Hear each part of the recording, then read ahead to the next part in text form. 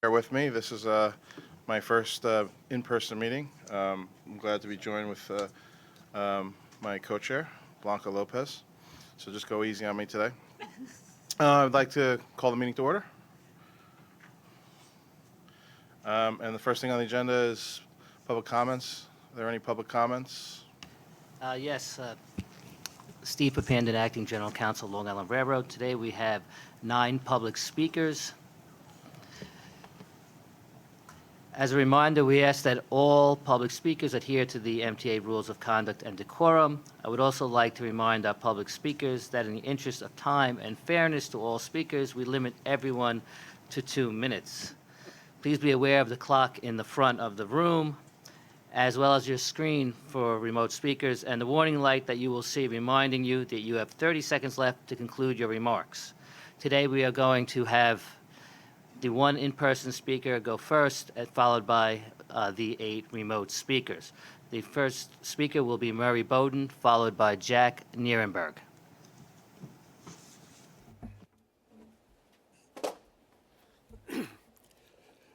Morning. We've met in the elevator. I've asked that you get my personal business card so that if I have your email address, I will send you a blind copy of what I do, purely for your information, and I do not expose your email address to anybody else. I trust you, you trust me. I get 4 minutes to speak because there are 2 committees here. I get 2 minutes for Long Island, 2 minutes for Metro North. It's hard to pick a highlight. At the previous meetings, we talk about this manual of uniform traffic control devices. I've been going to the traffic engineers meetings for about 30 years. I wrote the dotted line section. What they were talking about this morning came out of this book, 30 years old. You got in Long Island, in East Hampton, 6 railroad crossings. When the train horn comes, which of the 6 crossings is somebody supposed to be aware of? Now, you got the flashing red lights. Traffic lights should be there, but right now they're flashing red lights. Put a horn right at that crossing so that the person at that one crossing knows where it's coming. People hear it for 6 crossings. They have no idea which one is going on. This is an age where you need specific information for specific people. They've been doing it wrong. Here, my little sign up here says, we've always done it this way. Yeah, they've always done it this way. But this is called global warming. We can't do it the same way anymore. We have to do it entirely different. And if we don't do it, I certainly can't do it. I'm 89 years old. Sammy, I know, I read your record. You're training for a weightlifter. I trained for running marathons. I started at 51. I ran about 6 New York City marathons, 1 in Moscow. Then I became an Achilles runner with somebody else. This is my second 2 minutes. The world's changed. This is all about global warming. The only thing that counts is global warming. If you can't wait any longer, we're the rich country. We can't abuse it. Ghana today said, we're going to drill for oil because we have no resources. The rich companies got all of it. Rich countries. I'm dyslexic and I make mistakes. And I apologize. If I do make a mistake, please tell me. I will correct it. I'm responsible for everything I say up here. Everything I say and do is on the record. Yes, I make mistakes. When I make a mistake, I acknowledge the mistake and I don't do it again. My generation can't give up the control that we thought we had. It's up to you guys who are new on this board. Do not believe what the experts tell you, because the experts were trained 50 years ago. You don't use a Princess telephone with little piles on it. You use a phone, smartphone. Everybody's got a smartphone today. The payphones are all out of Grand Central Station and everything else. My time's over. My responsibility is to point out to the new members of the board, do not believe what the old members tell you. It's probably wrong. On my card, it says, "Trust nothing I say. Check it out yourself." I have new cards printed, and it's going to be in larger red letters. You have no idea who I am. There's no reason for you to believe me. Do your own research.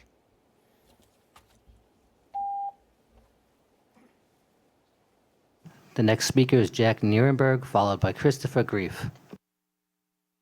Good morning. This is Jack Nierenberg, the Vice President of Community Outreach and Communications at Passengers United.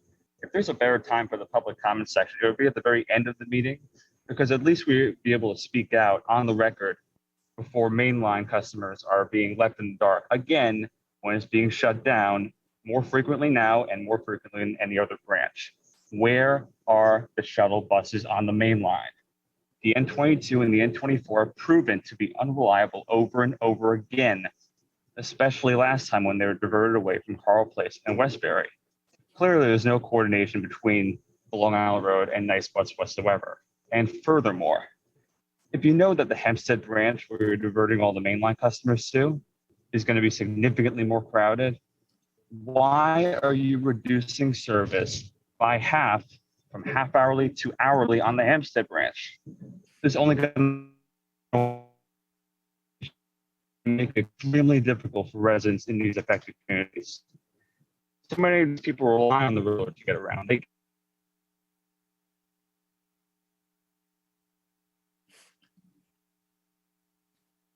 Extreme heat is miserable. And it's fine that the main line is the only branch that doesn't get shuttle buses when it's shut down. Hempstead's getting shuttle buses next month. Why aren't they diverted to Nice Bus? Why is Long Beach not diverted to the N15 or Port Washington to the N23? Every branch except the main line gets shuttle buses, and it's unacceptable. It's been this way for way too long, and it needs to change. Thank you.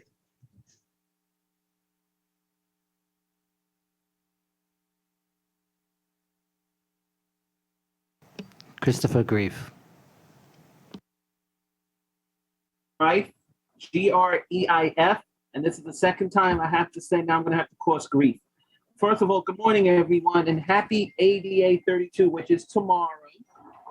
We remind everyone as we celebrate the American Disability Act, we're getting elevators, ramps, bigger, larger signages. We need to remember that accessibility is a safety to the people in Long Island, Railroad, and Metro North.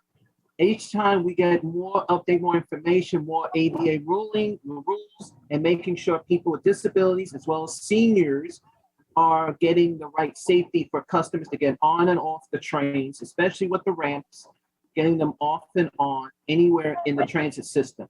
We need to remember that accessibility needs to be always a part of this, and we do want to make sure everyone, please celebrate the ADA 32 tomorrow, but also thank you, MTA, who do put up the signages, the larger print signages. Thank you for making sure that Long Island cares and Metro North cares. If there is Metro North cares, we just need to make sure that we all work together at this time, this day, and continue advocating for proper accessibility. Thank you, everyone. Happy 8832. Thank you, Kathy. Thank you, Long Island Railroad Government Relations and Metro North Government Relations. A special thanks goes to Hector Garcia as well. I know he's blushing, but one thing I'll say is we are all here for a reason to make sure that our system is truly accessible. Thank you. The next two remote speakers will be Andy Quito, followed by John Michno.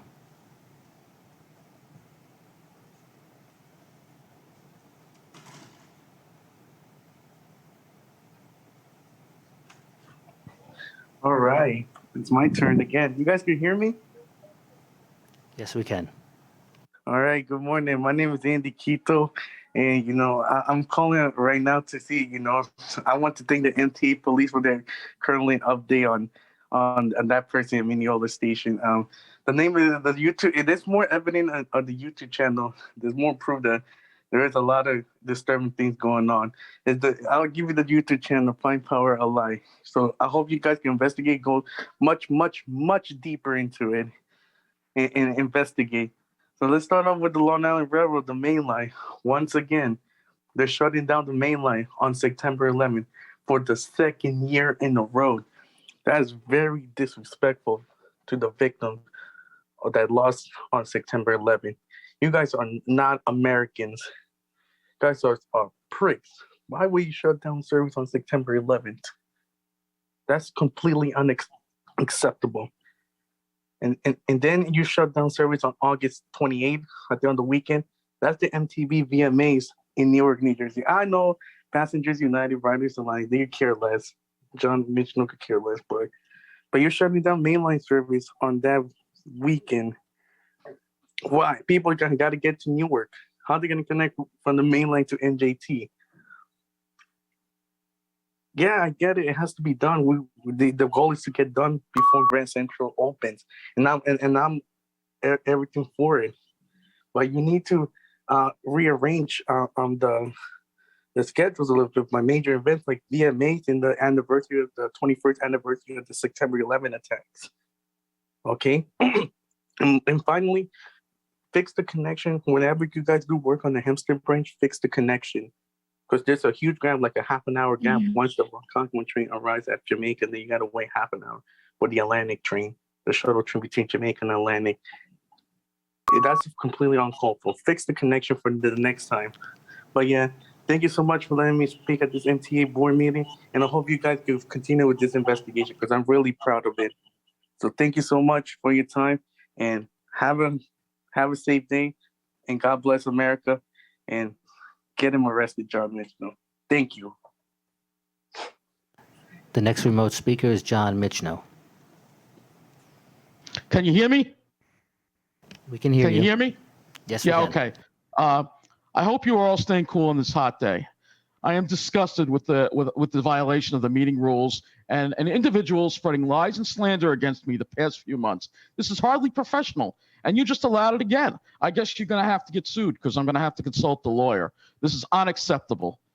We're also going through yet 5 more mainline shutdowns. I understand the work is an important part of the third track, but it really feels as if they're doing the most they can to inconvenience us in Mineola as possible. We still have no pedestrian crossings at Willis Avenue or Main Street. The lack of consideration has caused tremendous, irreversible damage to Mineola's economy. Many businesses have shuttered, never to return. We also do not feel safe here. Homeless continue to be a problem, and the MTA PD is never around. The service plan that diverts people to the South Shore instead of a bus bridge between Floral Park and Hicksville is blatant discrimination against Nassau's mainline communities, and it's fairly obvious why it's happening. The last subject is on the M7 fleet. We cannot see out the windows. They're all fogged up. They should be replaced because it is a safety hazard. You are an integral part of my life. I cannot drive due to a mental disability. I rely on the LIRR tremendously. I chose where I live because of the LIRR and never imagined we'd be left stranded for so many weekends. We should not have to rely on Nice Bus since the buses are often missing and never show up on time, if at all. As we deal with more record heat, it's important we provide quality, reliable transportation for everyone moving away from wasteful private automobiles toward sustainable transit. The LIRR is a key part of that, but we also need a regional bus system run by the MTA to replace NICE, which has been anything but since it came into existence in 2012. Thank you. The next 2 remote speakers are Rosalind Carter, followed by Andy Pollack.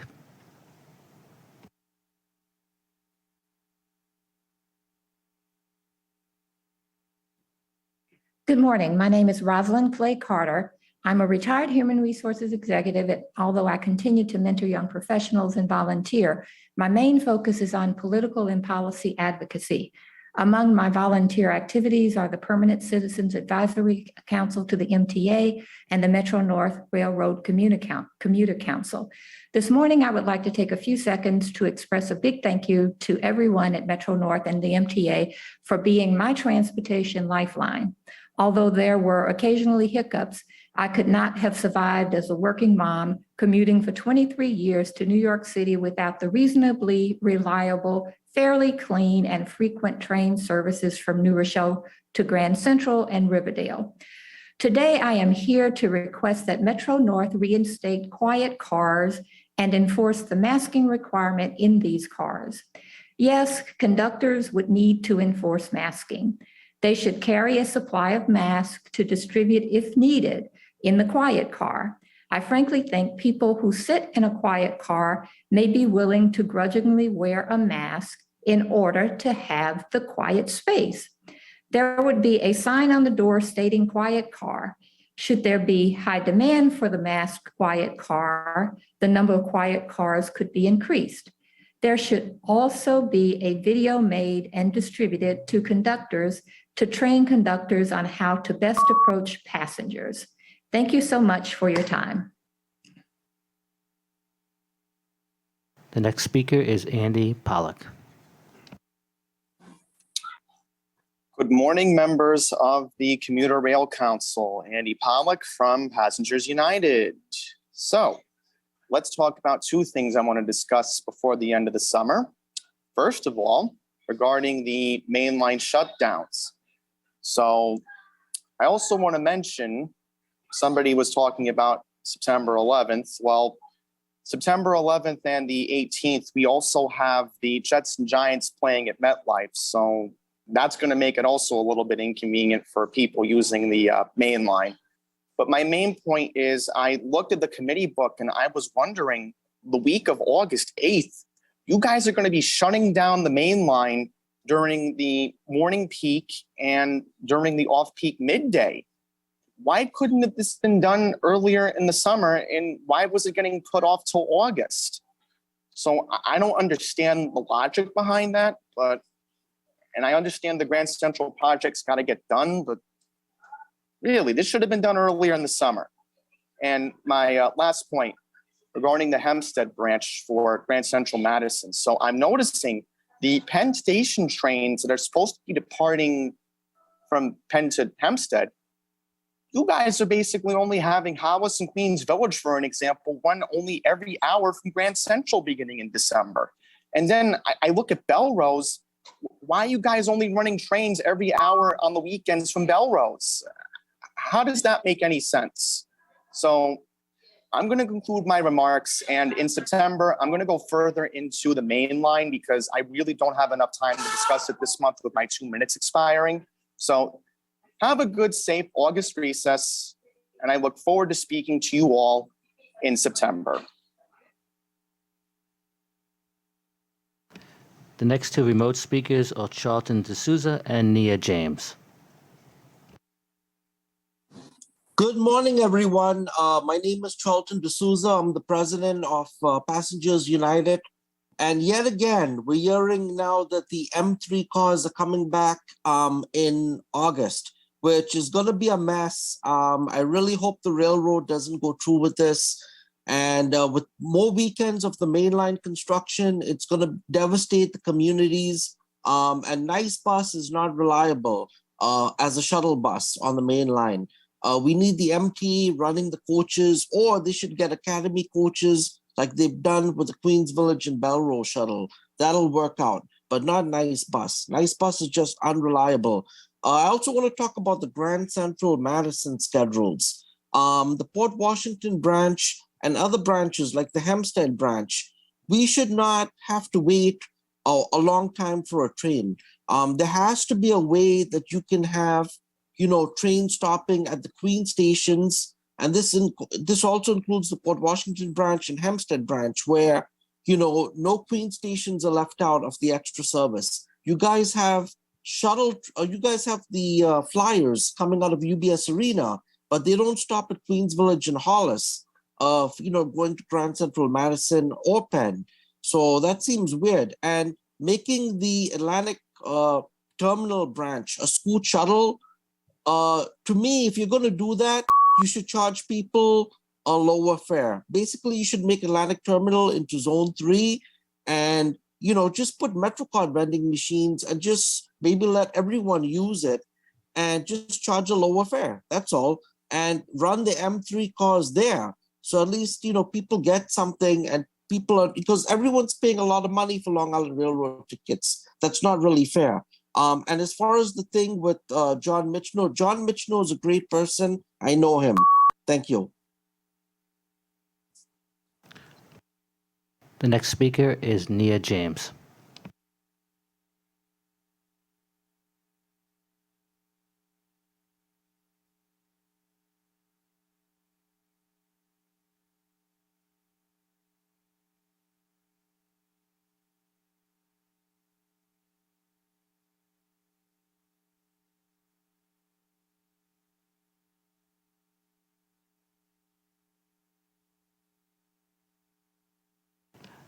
The final speaker will be in person, Lisa Daglian.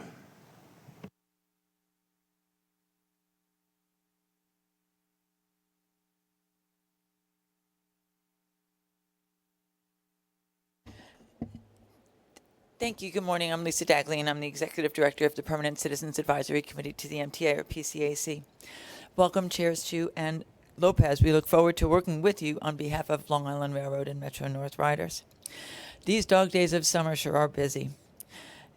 We want to recognize the incredible efforts of MTA workers who got trains and riders moving during and after last week's storms. It's a testament to them that Tuesday's morning commute was relatively hitchless. It's also a testament to the need for significant continuing investment in resiliency projects, but more on that in CPC. On July 16th, Metro North saw 102% of pre-pandemic ridership, while the Long Island Railroad hit 90%. That same day, traffic on bridges and tunnels reached over 101% of pre-pandemic levels. Clearly, there's ample opportunity to draw drivers from their cars into train cars.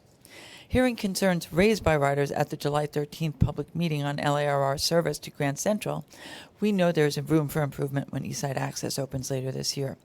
We hope you'll listen and appreciate the additional meeting dates that additional meeting dates have been added. New commuters won't just be coming to Grand Central, they'll head to an improved Penn Station. We support the transit improvements to Penn. They'll meet transit demands and help drive economic growth while providing a more accessible and equitable space for New Yorkers and visitors. We support the First Mile, Last Mile project on the agenda, as it will give people more options for getting to and from stations. We also urge acceleration of enforceable e-bike, e-scooter, e-moped regulations that address rider concerns, including riding on platforms and in stations, taking up space, including that designated for the disabled, presence on peak trains, and oversized vehicles, essentially motorcycles. We know these rules and regs are in development and will look at an array of safety measures, but the presence of these vehicles is increasing. Perhaps you'll consider a sticker for approved bikes and scooters so conductors and the MTA PD can better enforce the rules, and people attempting to board with them will be forewarned. Rules also need to be prominently posted for everyone's sake. We're happy to continue working with you on this matter. Thank you.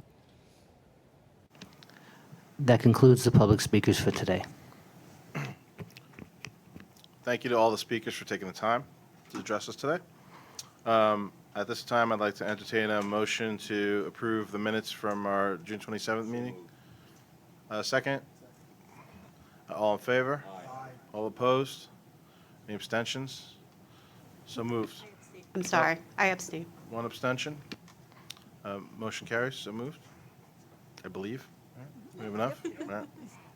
Just, I got to get the handle on the math, but it seemed like it was an overwhelming pass. I'm on to a good start. I managed to pass the minutes. So at this time, I'd like to ask if there are any updates to the work plans. There are no changes to either work plan. Thank you. And at this time, I'd like to welcome President Rinaldi to give her a report. I'd like to welcome you right back. Welcome, Board Member Chu, Board Member Lopez. We really look forward to working with you in the future. So since this is your first meeting in person, we kind of ping-pong back and forth between Long Island Railroad and Metro North. So this month, Long Island is in the lead, so we're going to start with some data with respect to Long Island Railroad ridership. Long Island Railroad ticket sales for the month of June were 39,218 tickets. We're very happy to see how well the city ticket program is going. The number of city tickets sold from inception, which was the end of February, through June 22nd, was 1,031,470. And the number of 20-trip tickets sold from inception was 65,933. Long Island Railroad continued with increased ridership in June 2022. Total ridership increased 56% compared to June 2021. Commuter ridership increased 148.8%, and non-commutation ridership increased 23.9% compared to last year. Furthermore, monthly ridership continued its upward trend since the beginning of the year. June 22 ridership went up 8.5% compared to May 2022. In summary, June 2022 total ridership increased 56.0%. Total ridership was roughly 4.8 million passengers in June 2022 compared to 3.1 in June 2021. Total ridership gain was plus 1.7 million more customers in June 2022, but we're still down 37.3% from June 2019. Commutation ridership increased, as I said, 148.8% compared to June of last year. Ridership was almost 2 million passengers compared to 798,145 in June 2021. Commutation ridership was up roughly 1.2 million more customers this month. Monthly ticket sales were up 116%. Weeklies were up by 83.2% compared to June of last year. But if you compare us to 2 years ago, we're still down 51.8%. May 2022 employment figures show that New York City jobs continue to experience growth, showing gains compared to 2021. Of these employment sectors where most of Long Island Railroad customers work, financial services increased by 1.9%. Professional and business services sector increased by almost 9%. Looking now at non-commutation ridership for the month of June, it increased 23.9% compared to June of last year, roughly 2.9 million passengers compared to 2.3 in June of 2021. If you compare it to June of 2019, non-commutation ridership was down 20.8%. Year-to-date. Total year-to-date ridership increased almost 80% year-to-date 2022 versus 2021, a ridership gain of 10.5 million. When compared to 2019, ridership is still down 46.7%. Commutation year-to-date ridership has increased 138%, 9.6 million passengers year-to-date versus 4 million passengers year-to-date 2021, a ridership gain of 5.5 million. When compared to 2019, we're still down 62.5%. Non-commutation year-to-date ridership has increased 54.5%, 14.2 million passengers year-to-date 2022 versus 9.2 million year-to-date 2021, a ridership gain of a little over 5 million. When compared to 2019, non-commutation year-to-date ridership has decreased, by 25.8%. Okay, this is the ping pong portion of our program. We're going to go to Metro North now. Metro North ticket sales. Monthly ticket sales in June of 2022 were 31,181 tickets. The number of Metro North City tickets sold in June was 65,949, 264,545 since inception at the end of February. The number of 20-trip tickets sold in June was 16,704, 64,995 since the end of February. June was Metro North's highest ridership month since before COVID. Metro North reached a high during the week of June 14th through 16th with 168,831 weekday riders, 64.2% of the pre-COVID baseline. 3 individual days of record high ridership. Tuesday, June 28th was the highest weekday since pre-COVID with 174,878 riders. Saturday and Sunday, the 25th and the 26th of June, were the 2 highest highest weekend days of ridership since pre-COVID. June 26th was the Bike New York City Discover Hudson Valley event in Poughkeepsie with 4 separate rides between 15 and 75 miles. We operated an extra train to support the participants, handling more than 100 bikes that morning to Poughkeepsie. Breakneck Ridge Station opened over Memorial Day weekend, or I should say reopened over Memorial Day weekend. Station is open on weekends with 4 trains available to take hikers to the station and 5 trains in the afternoon to bring them home. We averaged 216 rides per day in June at Breakneck Ridge. The popular Train to the Game Yankee service entered full swing in June with ridership as high as 3,300 riders to the games. Along with extra Hudson Line service, we've reinstated the direct Yankee Clipper trains from both the Harlem and the New Haven to and from the station at Yankees East 153rd Street, which is right across the plaza from Yankee Stadium. We've brought as much as 8% of the attendance to the games and have averaged carrying about 6% of the gate. Metro North operated extra trains for the July 4th weekend fireworks events, both for functions around Manhattan and at Rye Playland. June 2022 total ridership increased 61.9% compared to June of last year. Total ridership was 4.5 million passengers in June of this year compared to 2.8 million last year. Ridership gain was 1.7 million more customers than last year. When compared to June of 2019, ridership is still down 39.5%. Commutation ridership increased 163.6% compared to June of last year, 1.7 million passengers compared to 700,000 in June of last year. Commutation ridership gain was 1 million more customers this month than last year. In June 2022, monthly ticket sales went up 128.6%, an increase of 16,800 monthlies, and weeklies increased by 35.1% compared to June of last year. When compared to June of 19, commutation ridership is still down 57.5%. June 2022 non-commutation ridership increased 30.2% compared to June of last year. 2.7 million passengers compared to 2.1 million of last year. When compared to June of 19, non-commutation ridership is still down 20.6%. Year to date, the increase is 90.5% versus last year, or 10.3 million ridership gain. When compared to 2019, ridership is still down 49.1%. Commutation year-to-date ridership increased 117.6 million, 7.2 million passengers year-to-date versus 3.3 last year, or 3.9 million ridership gain. When compared to 2019, commutation ridership is still down 70.6%. Non-commutation year-to-date ridership increased 79.4%, or 6.4 million ridership gain. When compared to 2019, non-commutation year-to-date ridership decreased 19.5%. Okay. Yes, sir. Those are a lot of numbers. I know. We can summarize this and get this to you. Yeah. Yeah, and that's fine. I think we know the general story, which is ridership is coming back, but it sounds like it's more. Sorry. But it's coming more slowly on the commutation side than non-commutation side. Well, that's true,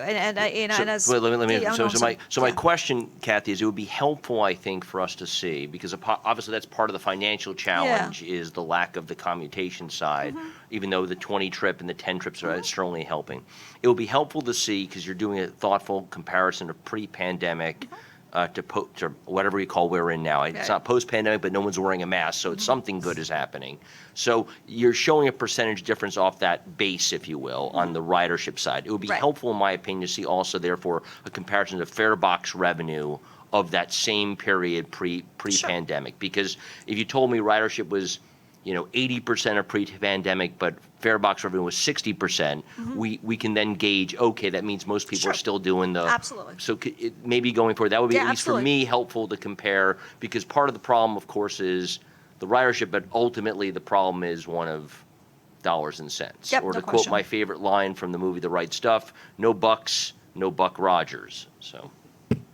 Okay. I don't remember that line. I haven't seen that movie for a while.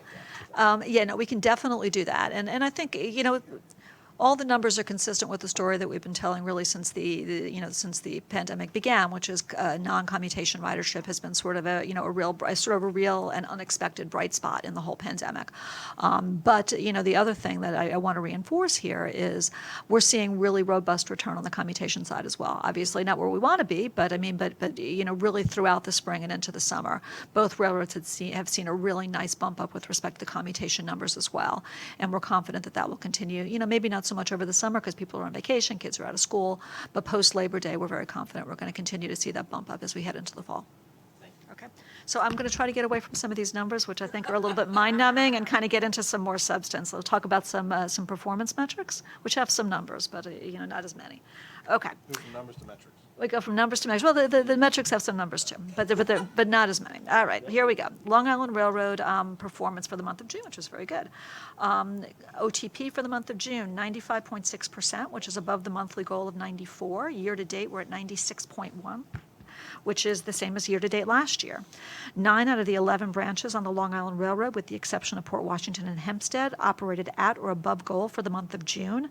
Year-to-date, all 11 branches have met their goal. 100% of all trains met established compliance requirements during peak periods for the month of June.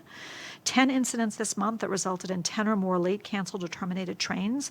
The most significant operational event was a track condition east of Plandome Station that was caused by a heat kink, which affected trains over a 2-day period, June 25th to the 26th. 67 trains were affected. Our OTP was reduced by 0.3%.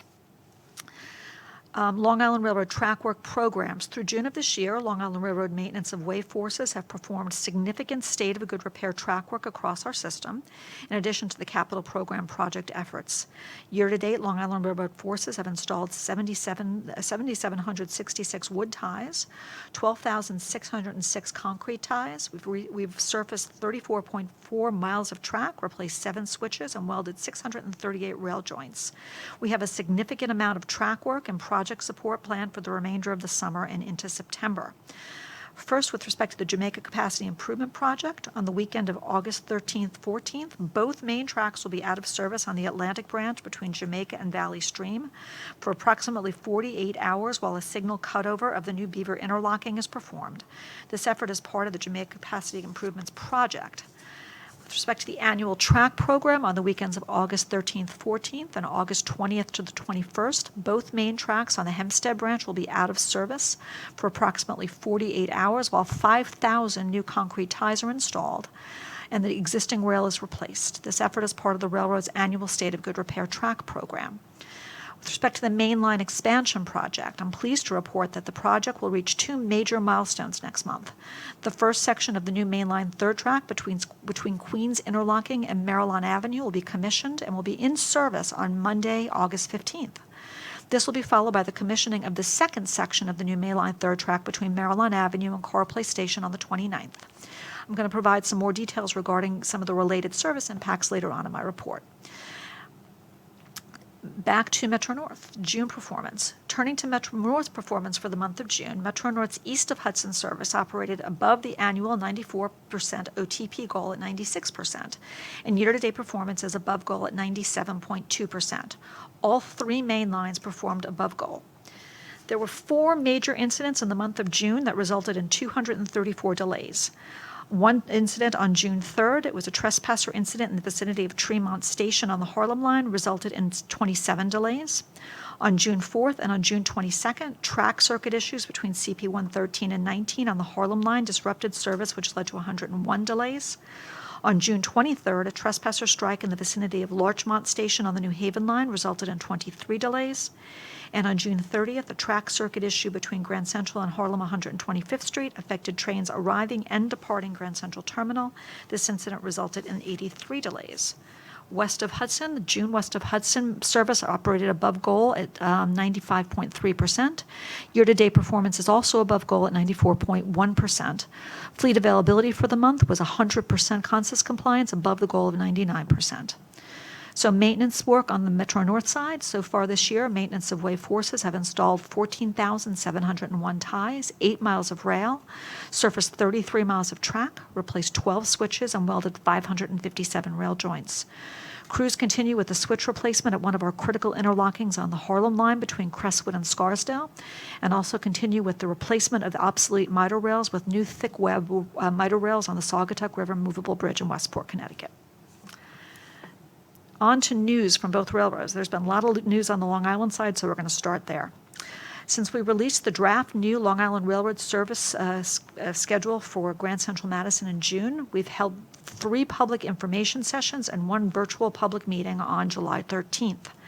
Given the extensive interest in the new built-from-the-ground-up Grand Central Madison draft timetables, last week we announced 2 additional virtual public meetings so that senior Long Island Railroad leaders can receive feedback about the proposed schedules. The next 2 meetings will be held on the following dates: Thursday, August 4th from 6 to 8, and Thursday, August 11th from 6 to 8. Members of the public will have the ability to offer public comments on the new timetables at those meetings that will be live streamed on YouTube and Zoom and do not require registration to view. I want to remind everyone that these are draft schedules and we are listening. While there are physical limitations based on our infrastructure, we can adjust schedules if possible and will continue to push for infrastructure needs to benefit Long Island Railroad customers. But I do want to reinforce and underscore the myriad benefits that this transformative project is going to deliver to Long Islanders. There is no railroad or public transportation system that is getting a larger service increase than the Long Island Railroad will be getting in a few short months. In one stroke, we are increasing service by more than 40%. It's a staggering number for a system that normally adjusts by a percentage point or two during routine schedule updates. As a related point, the commissioning of third track, this is a really exciting leap forward for the railroad. As I indicated, starting in July and continuing in August, we're going to be advancing work that will allow to the commissionings that I mentioned earlier in my remarks. For that purpose, schedules need to be temporarily adjusted for a series of swish installations near Mineola. On Thursday, the 26th through Monday, the 29th, the Mainline expansion project will commission the new Mainline third track, as I said, between Maryland Avenue and Cora Place. During this time, the project will take one of the two existing main tracks out of service around the clock between Maryland Avenue and Cora Place to perform track, signal, and third rail activities that are necessary to put the new track into service. The work will support Block 2 commissioning from Maryland Avenue into Cora Place, and the new south platform at Mineola Station will also go into service. On the weekends of August 27th, 28th, September 10th and 11th, and September 17th through the 18th, both tracks on the main line will be out of service between New Hyde Park and Hicksville for approximately 48 hours for a series of switch installations and signal testing and Queens interlocking as part of the Queens reconfiguration project. The annual track program will be piggybacking these outages on the 10th and the 11th and the 17th and the 18th to perform the installation of almost 5,000 new concrete ties in the third track corridor. Another Long Island Railroad expansion milestone is the road opening of the completed Denton Avenue bridge replacement in Garden City. This was the last of 7 bridges that were replaced by the project. The road is scheduled to open tomorrow morning. So now on to the M3s, which has been a lot in the news recently. It's not really new news. We've known for some time now that we were going to need to bring them back to be able to support opening day service for Grand Central Madison. We've been rehabilitating them and bringing them back over the course of the summer. They're performing well. I don't think any of our customers should have any concerns about the safety or reliability of these trains. They're going to require maintenance, but all our fleet requires maintenance.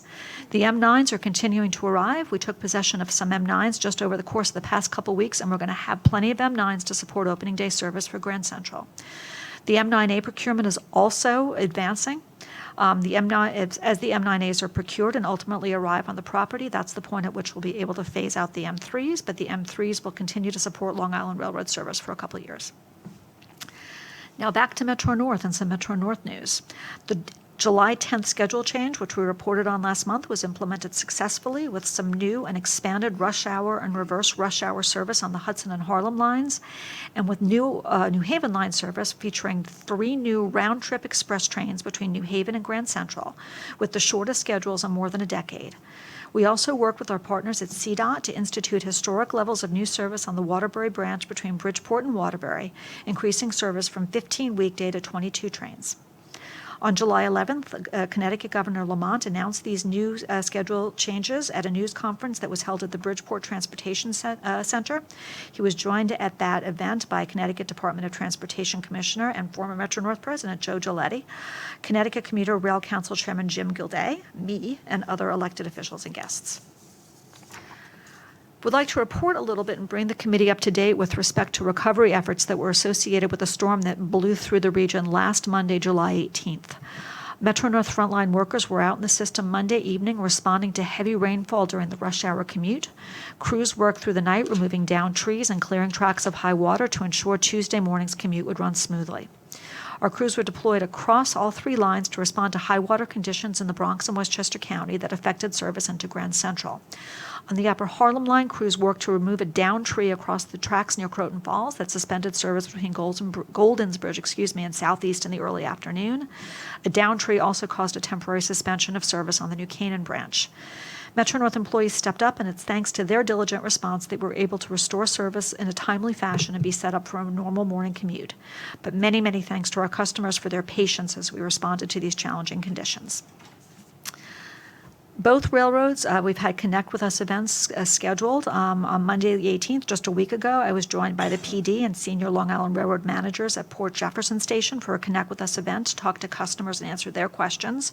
News 12 was on hand, and Assemblyman Steve Englebright stopped by to welcome me to his district. The next Connect With Us event, this time on the Metro North side, will be at Mamaroneck on the 18th. Finally, I would like to acknowledge 2 upcoming retirements at Long Island and Metro North.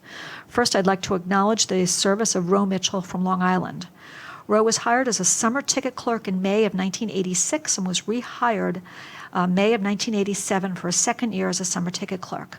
Upon graduation from the State University of New York at Albany, he was hired permanently in 1988 as a station appearance maintainer in the passenger service department.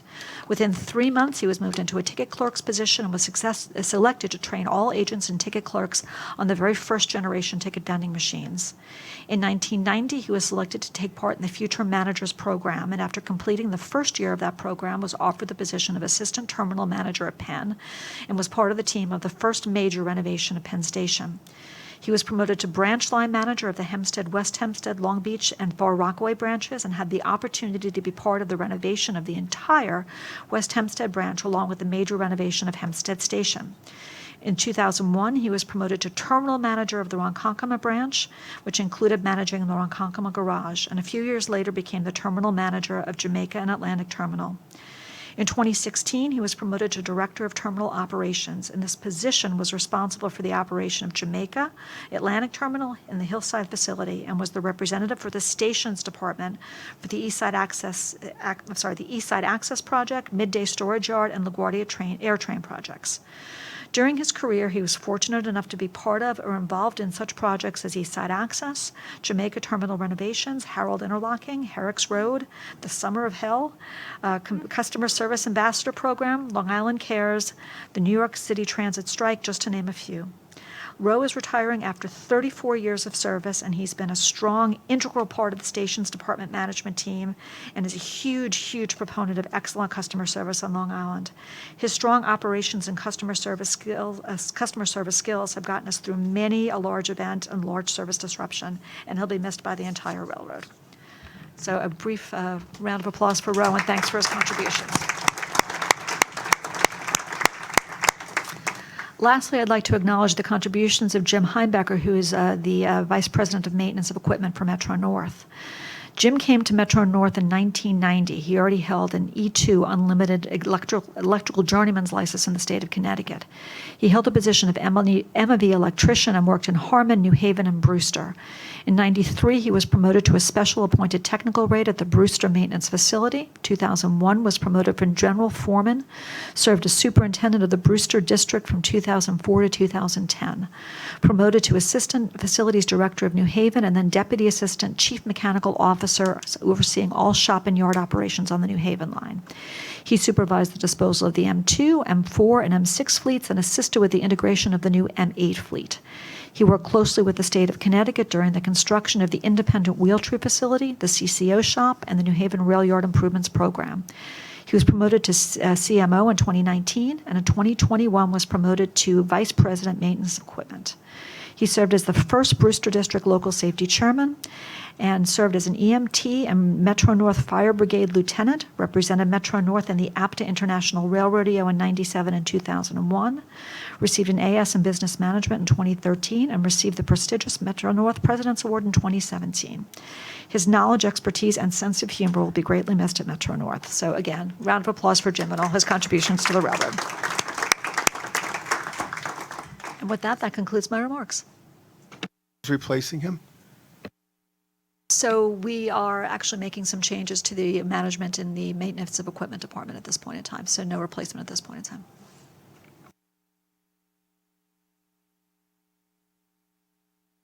Rinaldi, I think at this point we're going to have some remarks and presentation from Chairman Lieber.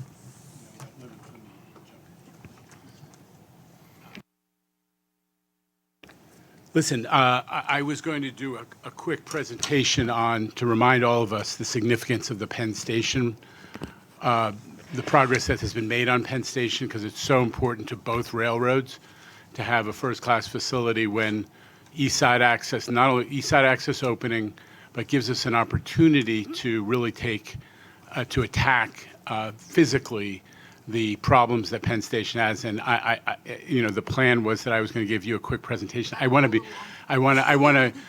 be respectful of time, and I'll hold it for another committee meeting.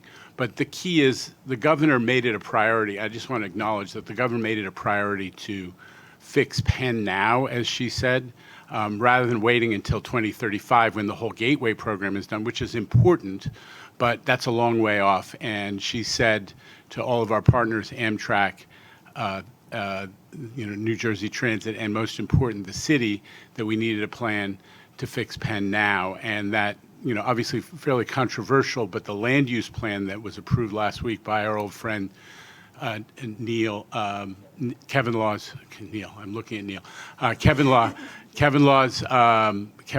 ESDC board of directors really opens the door to that. So now we're attacking the federal money, and we're going to try to move it forward. But I just want to, I'll skip making the presentation in light of time, but very important milestone for both railroads that we are moving forward with the plan to fix existing Penn, which is so long overdue. So thank you, Mr. Chairman.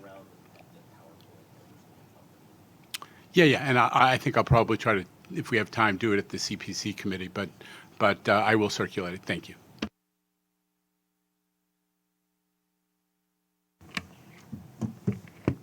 Terrific. Do we have any other matters to address? Yep. I believe we, safety. Yep. Next, we have the Long Island Safety Report. Long Island Railroad Safety Report. Good morning. We're reporting on our safety performance through May of 2022, and that could be found starting on page 27 of your book. The average reportable customer injury rate was 2.23 injuries per million customers, and our employee lost time injury rate increased to 3.78 injuries per 200,000 hours. Again, that will be adjusted as the hours worked becomes more readily available. Do want to acknowledge that we've gone through an unprecedented level of hiring. And as part of our investments in our employees, there's a significant amount of time that's devoted to training employees both at the beginning of their career and as well as throughout their career to prepare them for the unique hazards that they're going to encounter in the railroad environment. So a snapshot of those various training programs are included in the highlights section that we're offering this month. I want to acknowledge the employee training team, Arthur Fugner, Greg James, Michelle Matchek, and Ken Klein, as well as their folks for the unprecedented level of training in these very challenging times. And I'm happy to answer any questions. Board Member Brinkman? Actually, this isn't a question, it's more of just a statement. Unfortunately, I was unable to get a seat at the table for the safety meeting. It was brought up about the possibility of getting some more dedicated train patrols, or at least more of a police presence on the trains. And as you know, we're still under the mandate to have masks in mass transit. But compliance on a Long Island Railroad is probably about 50% if we're lucky. I don't know if it's similar up on Metro North. I would say it's probably maybe a little better than that on the subways, but still, we need some, if we want to keep people to wearing masks on the train, we need to have compliance, and the only way we're going to have compliance is by enforcement, and we're not going to have enforcement unless we have manpower on the trains. The another concern that was brought up at the public comments is there is a concern from ridership about motorized personal transit. Some of these things are ridiculous. I got a photograph from one of our council members over the weekend. This thing was like the size of a full-size Harley, and they were trying to get it on a train. That thing fell over on somebody, it could break somebody's leg. I'm not kidding. I know the MTA is working on a policy going forward, and actually Pat Warren had some conversations with us recently, so we were able to give some input. At the very least, we'd like to see some of these larger, or definitely the motorized things, permitted. Not permitted, but forced to have a permit so that someone from MTA looks at it and says, yeah, that's okay to come on our trains, or no, that's not okay to come on our trains.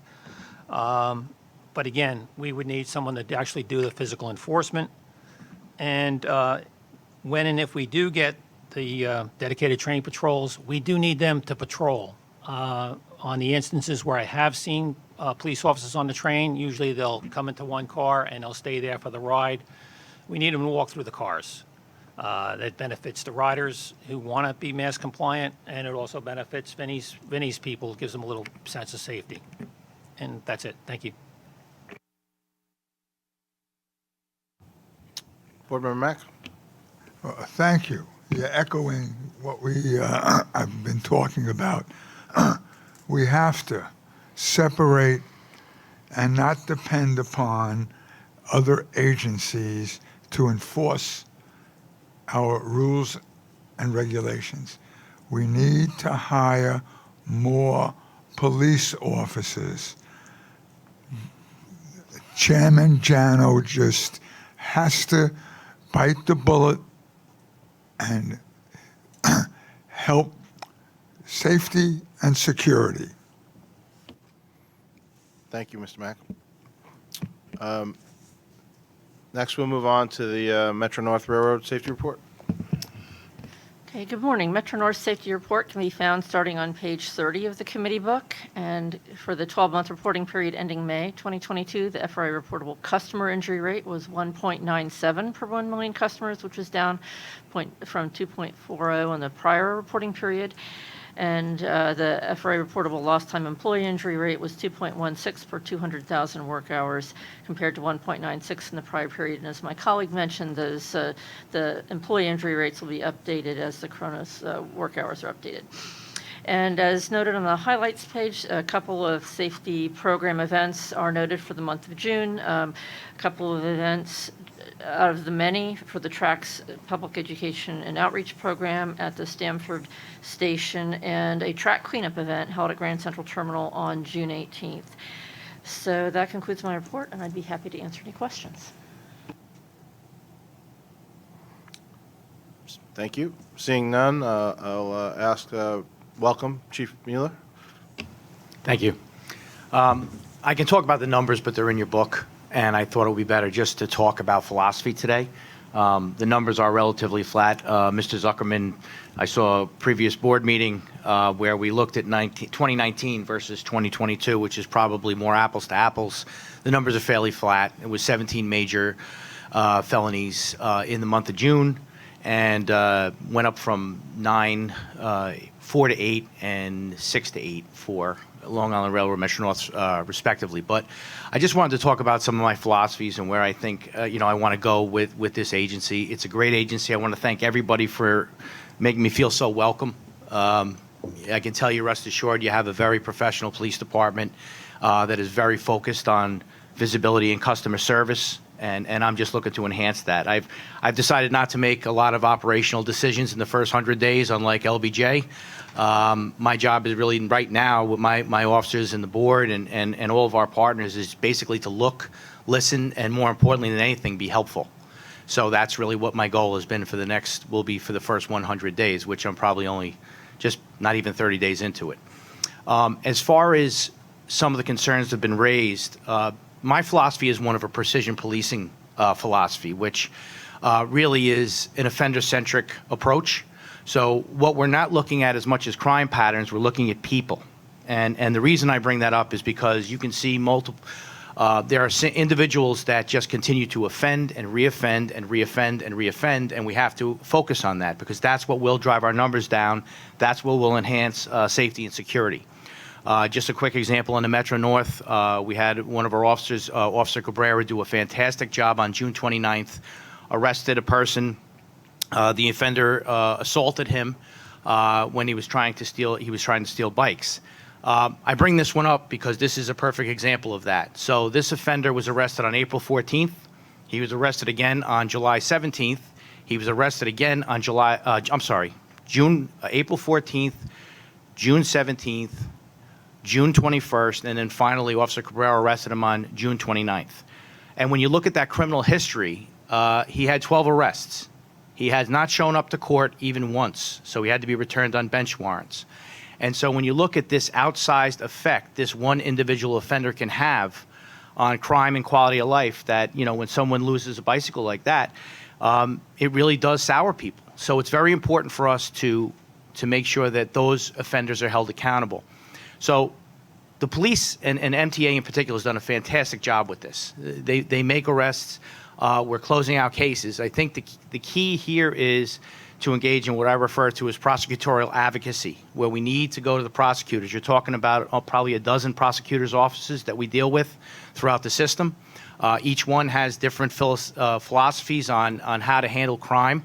But I think it's still incumbent upon us to make the case when we're seeing people that have an extensive criminal history, that continue to offend and reoffend, and to go and see what we can do to hope that these offenders are held accountable. And when you start doing that, you're going to see crime go down. At the end of the day, we all know that we don't need to follow the old model of just CompStat, where we're just using a very, very wide net. If you just focus on this small subset of offenders that really seem to just crush us in every crime category, and it could be quality of life things too, like panhandling. When you focus on them, services, accountability, consequences, you're going to see a change in how business is done. So I'm looking forward to that. I'm hoping to advocate very heavily, especially assaults on transit workers. Absolutely unacceptable. You know, these folks that move people around every day do not deserve to be spit on or mistreated or assaulted, and we're going to make sure that we advocate very aggressively and robustly to make sure that there are consequences when one of our transit workers is assaulted or one of our police officers. Right now, I'm just basically, as I said, I'm going around visiting. I have scheduled to visit every single district, all 9 districts, on looking and listening and trying to be helpful. Like I said, that's my real goal for the first 100 days. Looking at facilities, listening to the officers. I believe in a procedural justice approach for how we manage our workforce, which is really just giving them a voice, explaining to them why you're doing what you're doing, and approach any situation with objectivity. And that's extremely helpful, because this is what I'm sensing already is this is a real client-based enforcement operation where it's all about making our clients feel safe when they have an issue, to make sure that we're receptive. And I've come to learn in my 30 years in policing that when we really create an environment within the police district, within the individual officers and the supervisors, that they're treated with respect, they're listened to, they're consulted with, they're held accountable, and all those things, that type of approach gets transposed on all of the ridership that they deal with each and every day. So it's really, really crucial. Partners, fantastic. I couldn't thank enough the security, different security units at New York City Transit, Long Island Railroad, the Metro North, been extremely helpful. Obviously, it's a force multiplier. We really utilize and leverage services, as far as what we do well, what they do well, what their wheelhouse is versus ours. So that's really a great opportunity for all of us to just get together and work closely together. Work with the NYPD. I'm developing a relationship with Chief Wilcox, true professional. He and I are getting to know each other and working hard. And I think that relationships have to extend out to the outer boroughs, Nassau and Suffolk and Westchester and Putnam and Rockland and Dutchess, where we are making sure that everybody knows each other. Obviously, my wheelhouse is Westchester County, but I love to take that model to every borough and talk to those police agencies, talk to those prosecutors, and make sure that we're all on the same page. So again, thank you for having me. I tried to make it quick. I know that the CEO mentioned we're going over, so I don't want to go too long for my boss. So thank you very much for having me. Thank you, Chief Wheeler. And if there's anything we could do to help you bridge those relationships, I'd be glad to have a conversation with you about that. That's greatly appreciated. It's all about relationships, whether it be with the internal police department, with the board members, with our security partners and everybody. It's all about relationships. You don't want to have to learn to know somebody and get to know somebody during an emergency. It's very important to have those relationships built out well in advance. But thank you. Board Member Mack, did you have? Chief, you're right on the money. Oh, sure. I congratulate you. We have to start the numbers of the repeat offenders are not only here on our transit system, but they're throughout the state. And hopefully we'll get a change in that, and the prosecutors will have a little more teeth. And I look to our board members to help with the legislators to make sure this happens. It just doesn't happen because the police department wants it. We want it. We're here. We all represent different areas in Long Island, upstate, and New York City. Very important. Our riders are going to feel safe, and they're going to come back, and they won't worry about the subway, the Long Island Railroad, or Metro North, or the buses. Thank you. Thank you, Board Member Mack. My co-chair has a question. Thank you. Thank you, Chief, for your report. I just have a quick question. In terms of MTA police patrol in the stations in Metro North, how does that happen? Is there MTA police in each station? Do they patrol several stations? Do they go? How do they cover?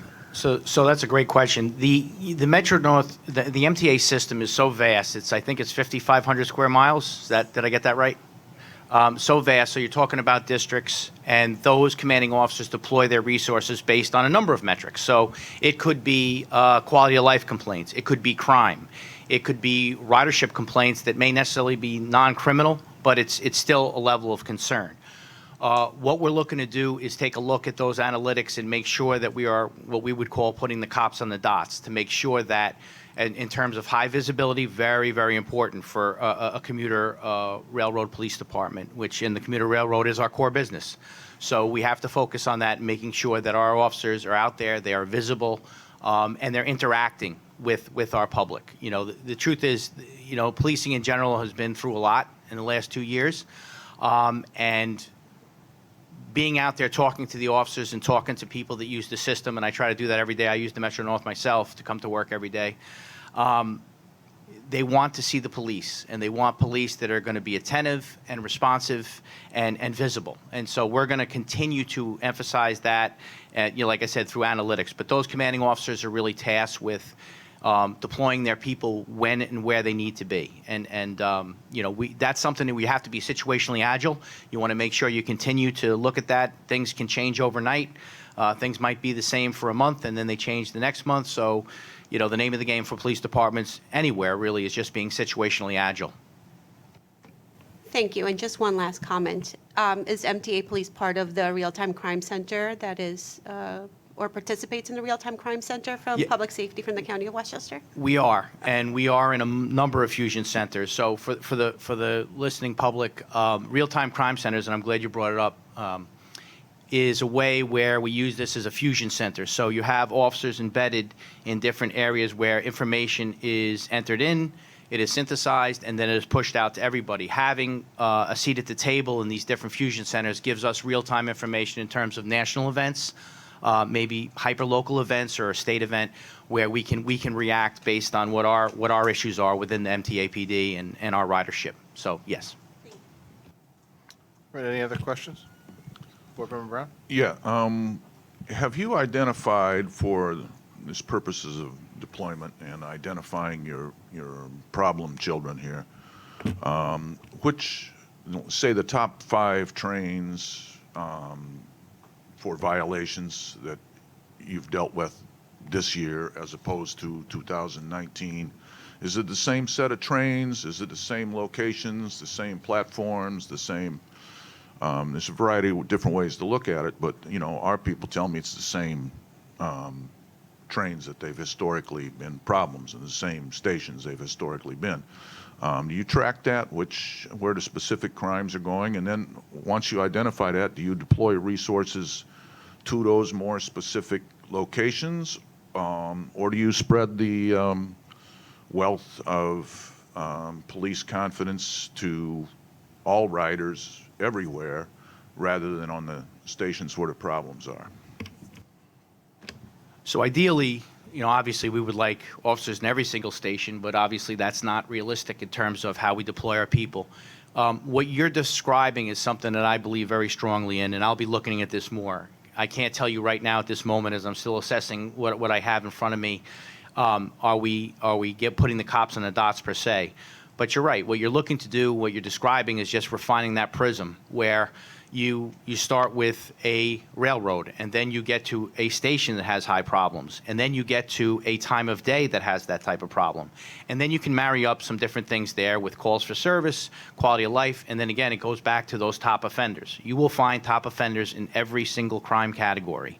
And when we're advocating for jail time, when it's appropriate, for those offenders, you will see a palpable difference in quality of life with those offenders and how that affects things. So yes, I will be assessing that.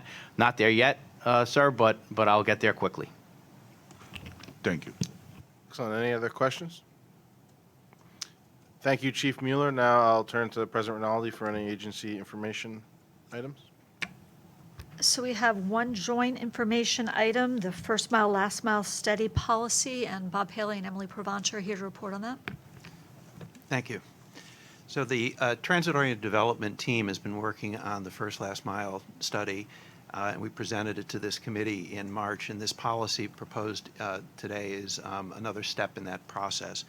The proposed policy will facilitate access to MTA suburban stations by making it easier for localities to use MTA properties to support biking, walking, shuttles, and shared rides by streamlining our licensing processes. The goal of the first last mile study is to provide alternative ways to access transit, reduce the need for private vehicle trips, reduce demand for parking at stations, and encourage equitable and sustainable transportation. The first last mile study is being undertaken in coordination with all 7 counties in our suburban operating territory, and the pilot projects would be done in partnership with local municipalities and counties. Local municipalities often own station areas, and they control the street networks that access our stations. So many of these improvements would necessarily need to be undertaken by localities. MTA's role in this process and in the first last mile study is to provide localities with options, provide them with the tools that they can use to implement projects, and in this case, to try and facilitate the coordination with MTA where necessary. Next slide.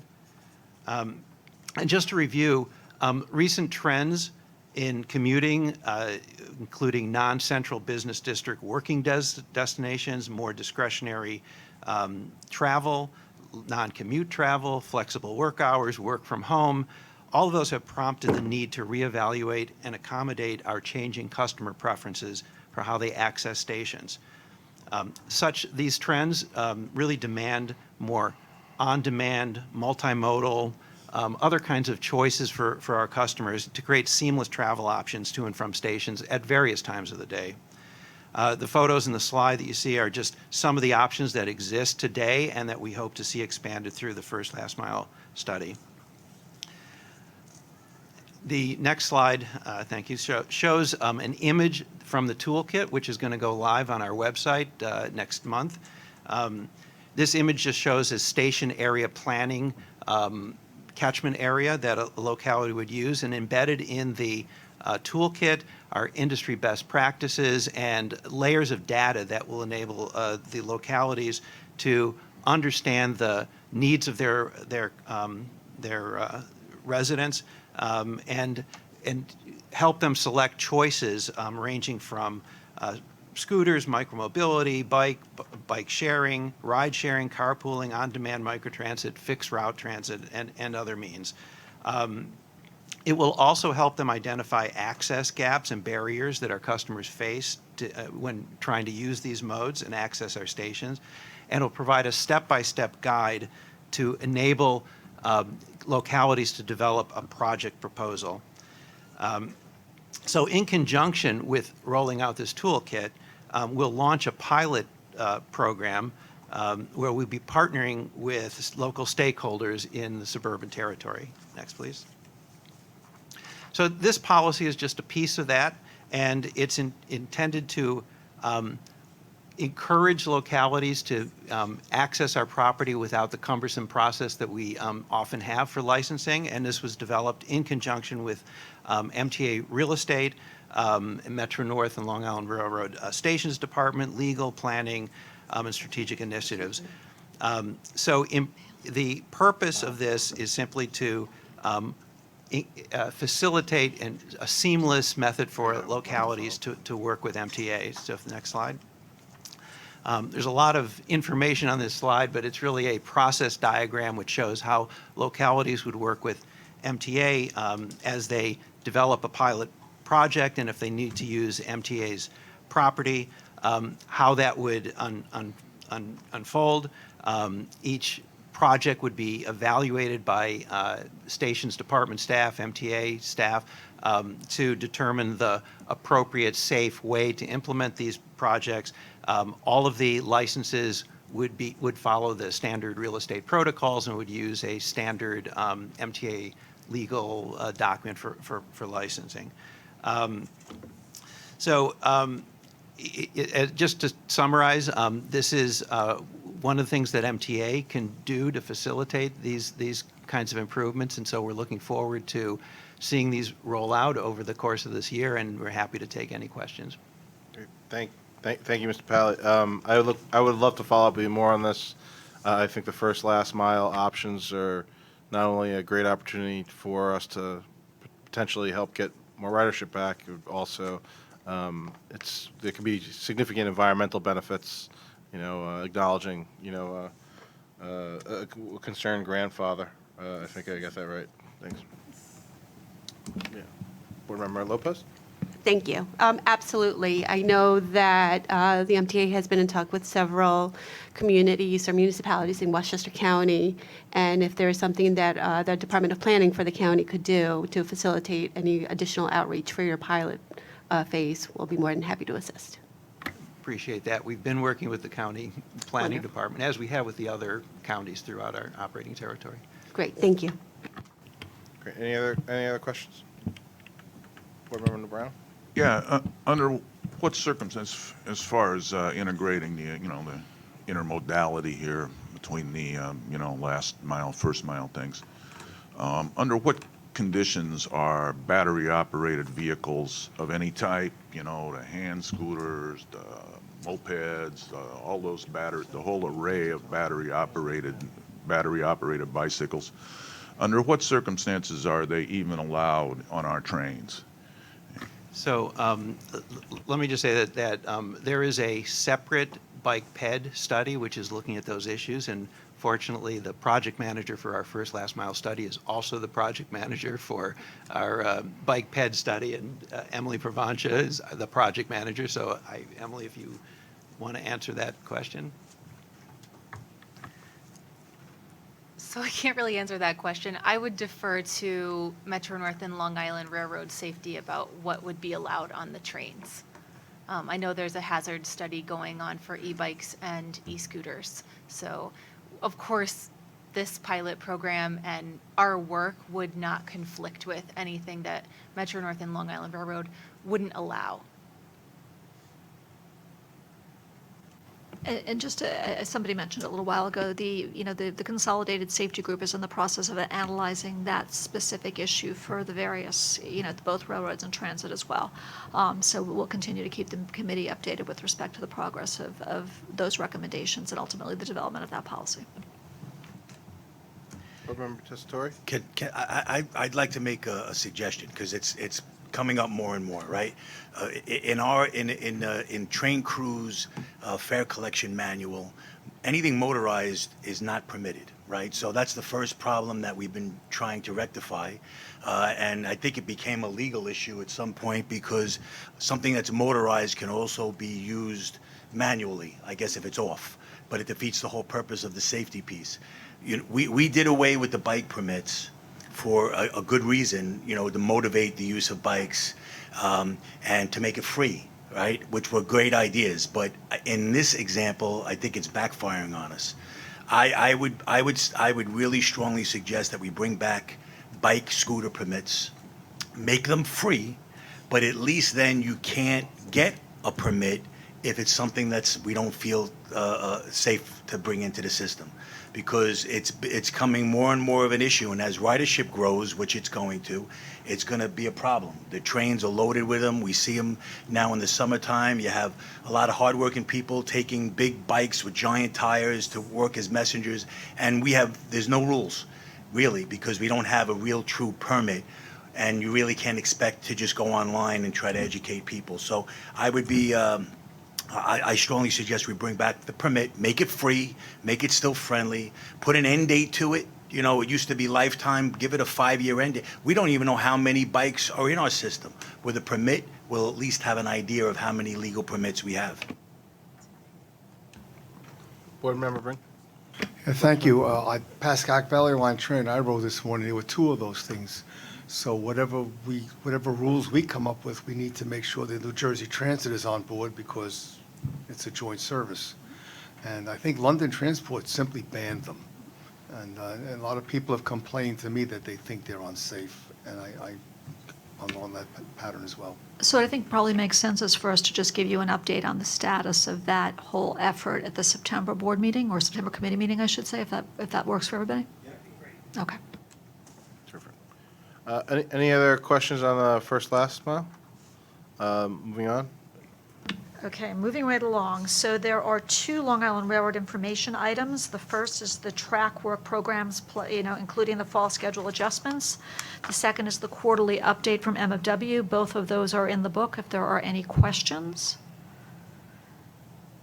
Hearing none, moving on to the Metro North information items. Similarly, the track program quarterly update and the Grand Central Terminal retail development update. David Florio is here from MTA Real Estate if there's any questions about the latter. Otherwise, they're in the book. Okay. There are no procurements. I'm sorry.